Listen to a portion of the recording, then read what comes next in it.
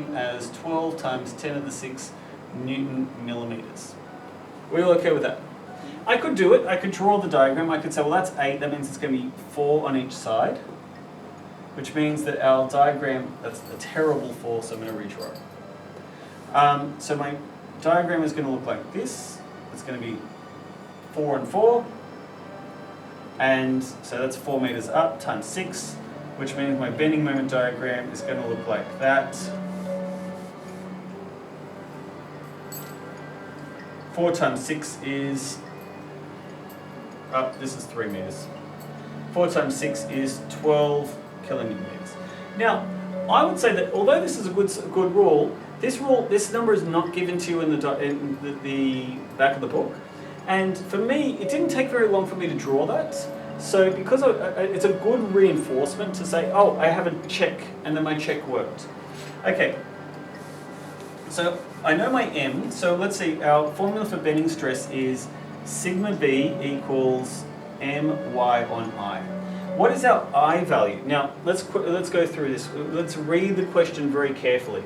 It says, the beam is loaded midpoint, the cross-sectional area is this, the second moment of area is that.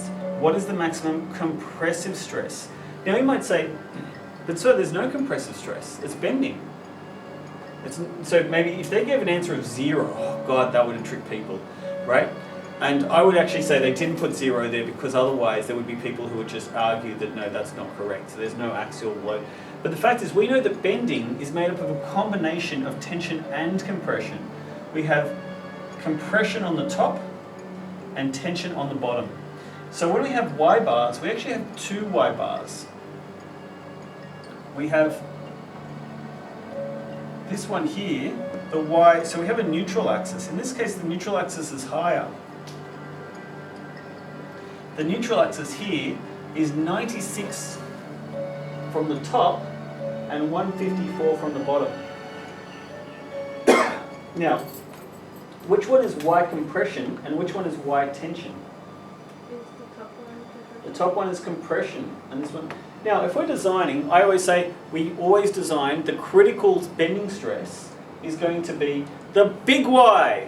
Yeah, that's always going to be the critical. So you should design for the critical. But in this case, they have said design for the compression. They wanted to see how much you knew. So in that case, what we're going to do here is we're going to say that we're going to use YC to get our answer. So what we're going to say is we're going to say 12 times 10 to the 6 times 96, because it's compression, divided by I, and we said that I is equal to 102 times 10 to the 6. Oh, look at that. The 10 to the 6 is crossed out. That will always, almost, it's always written in that way. Even if it's a 4-digit number, they'll still write as 10 to the 6. Okay,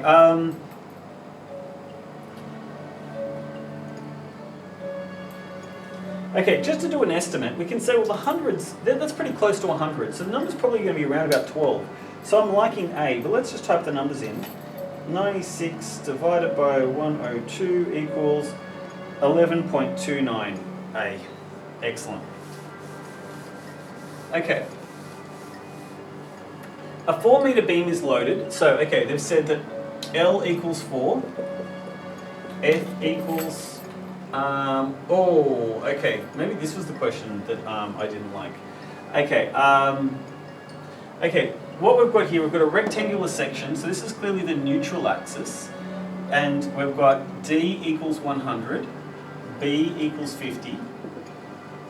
So in this case, we can say that for a rectangular section, Y equals, so YC equals YT, therefore Y equals D divided by 2, which equals 100 divided by 2, which equals 50 millimeters. Sorry? Yeah, well it says the distance to the neutral axis is 50, so yeah, we could say Y equals 50 there. I like that as well. Okay. Now, to solve this question, we need to know, well, we're going to use the formula M equals FL on 4. So what we want to do is we want to find F, so we're going to say 4M equals F, 4M equals F, and we need to divide both sides by L, so that gives us our formula. we could start substituting in already. We can start saying that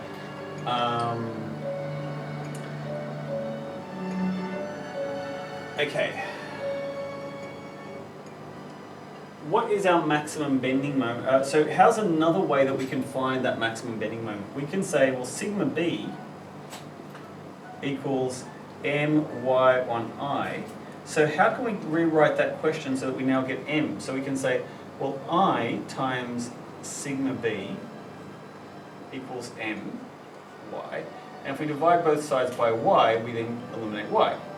So let's write that question out. So what we've been given is we've been given I as 4.17 times 10 to the 6 times m, bending stress, which is 42. We can keep it as 42 because we go together like megapascals and millimeters squared.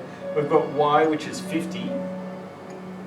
And I'm just going to calculate our m. I'm going to do that now. So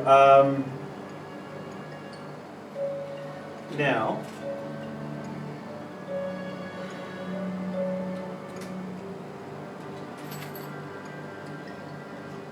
we get 3.5 times 10 to the 6 Newton millimeters. But we could also use kilonewton meters if we wanted, and we're going to choose to keep it in kilonewton meters. So Kn m.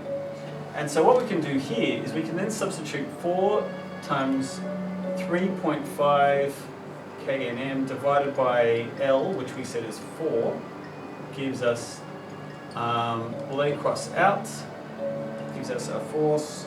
We get A equals 3.5. That's Newton, meganewtons.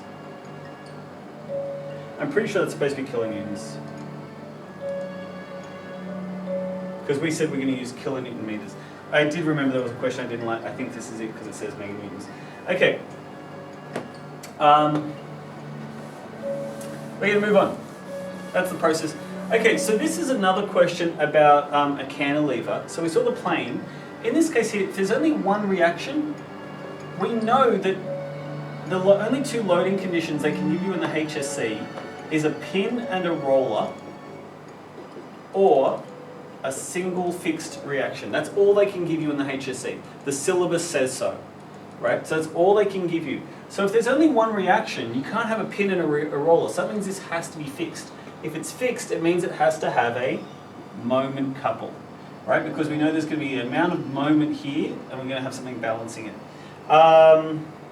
Calculate the magnitude to reaction B with a 9-ton counterweight with no mass at M. So they're saying that M equals 0, so it's 0, and we've got 9. So our bending moment that's going to cause this thing to bend is we've got 9 times 15, so this is going to be balancing that. 9 times 15, so I'm going to say MC equals 9 times 15.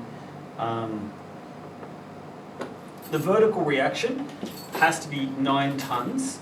So 9 tons is 9,000 kilograms. Add a 0 for gravity gives us 90 kilonewtons. And the moment reaction, this is going clockwise, so it has to be going anti-clockwise. So I would say that the reaction is going to be 9 times 15. I can't do that in my head. 9 times 15 equals 135 kilonewton. Meganewton meters. Yeah, I'm moving on. Okay. That's the last one? Yeah, there's no more? Yeah.